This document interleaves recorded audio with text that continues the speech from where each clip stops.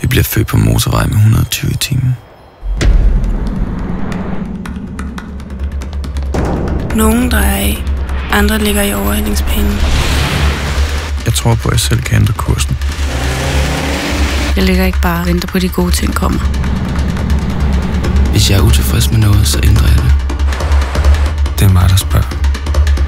Hvorfor? Når andre følger trop. Det er mig, der ikke kommer, når du kalder. Jeg stiller krav. Jeg stopper op.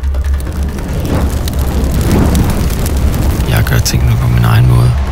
Jeg forventer noget af livet! Og jeg forventer at få noget igen.